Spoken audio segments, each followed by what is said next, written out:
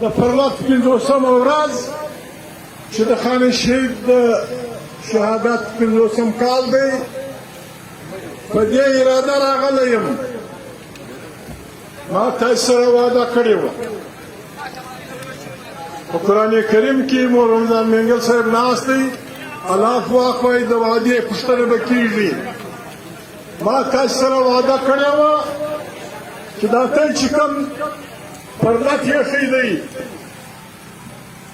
د کومو مطالبو دپاره چې مې ایښی دی، د ستاسې یاد دي په ورځ ما ویلي وو، مال د ولسونو اتفاق د بري زیری.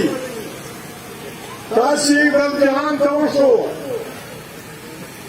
تاسې مطالبه د ځان نه ده، تاسې مطالبه د یو هیل نه ده، ستاسې مطالبه د یو خیل نه ده. ستاسې مطالبه دا ده چې د ظالم حکومتونو استازي زموږ د رس لارې تړي. د رس لارې چې څوک تړي، هغه باچې څوک نه مني. هېڅوک په زموږ لارې نه تړي، هېڅوک په زموږ لارې نه تړي.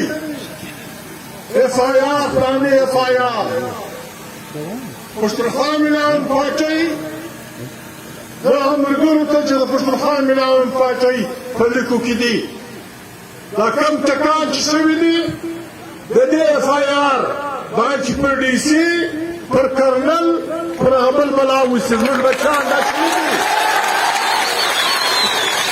زموږ بچیان داسې نه دي راوړي چې هر سپی به ټکان پر کوي، هر سپی به یې وژني. دا زموږ بچي دي، دا موږ په ډېره خواري لوی کړي دي. کرنل صاحب مهرباني کوه، برګیډیر صاحب مهرباني کوه، DC صاحب مهرباني کوه.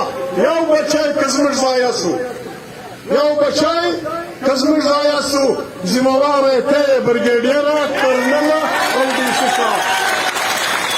دا پښتو وطن دی، دا د حساب وطن دی. خلک به دا نه کوي. چمن داسې بې حسابه نه دی، د چمن خلک داسې بې حسابه نه دي. دا د ښاغلو غړیالیو مبارزو پښتنو وطن دی. له دې ځایه څخه په بلوچستان کې ملګري ناست دي، بلوچ پښتون سندیان ملګري ناست دي. په بلوچستان کې د فرنګي خلاف اوله ناره له دې وروسته پورته شوې ده په 1929 کې.